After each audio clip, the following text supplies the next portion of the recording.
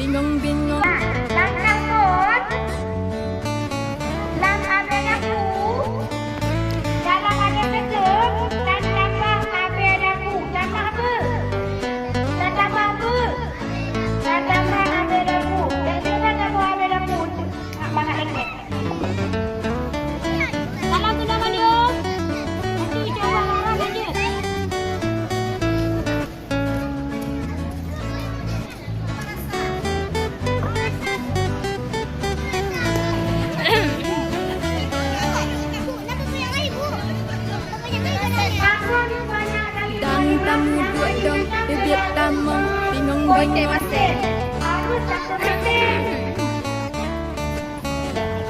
Kemudian, ayo, dapur bokuyut.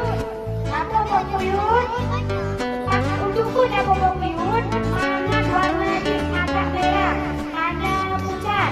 Jadi mama dapur bokuyut atau asam Jawa bonge yang dapat jalanan untukku supaya ada warna di agak merah, ada pucat. Kalau lewat bokuyut, maka dapur bokuyut jadi bokuyut yang kecil-kecil. Bokuyut. Dan tamu duduk bibit tamu bingung-bingung. Berikutnya anak-anak lima yang praktek dalam kelompok masing-masing. Kita jangan mari tengok. Harus seperti ini nak bentuknya. Kemudian kita tempel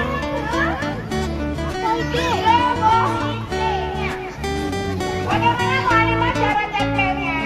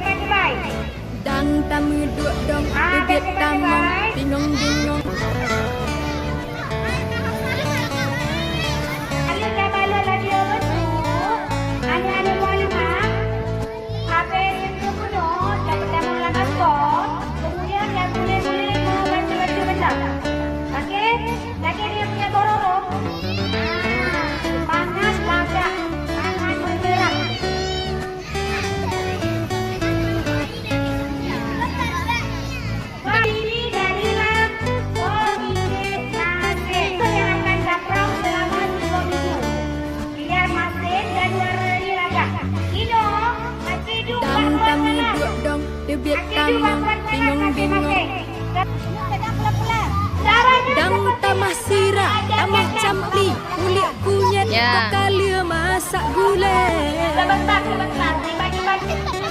Sayang, Dang pasongnya, pecah busi, prehu mesin, gop katongan dola Get lale, ampun petuju, gop kamai. dengar pertanyaan dari Mu'alimah Ai.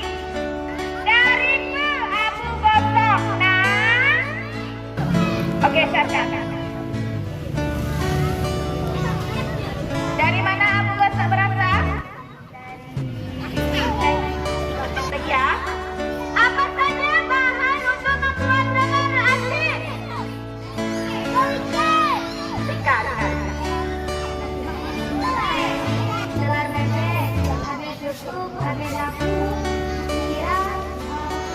Oke, sambut saya dulu untuk tarikan dan Bang Cacat. Sambut saya. Siapa? Garut. Akhirnya Abu Gosok. Apa? Abu Gosok bahasa Indonesia.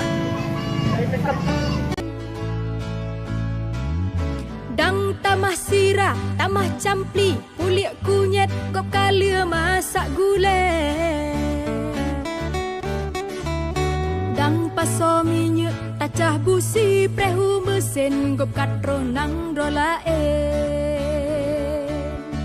Beget lale, ampun peturut ju, gop kamaju tanya.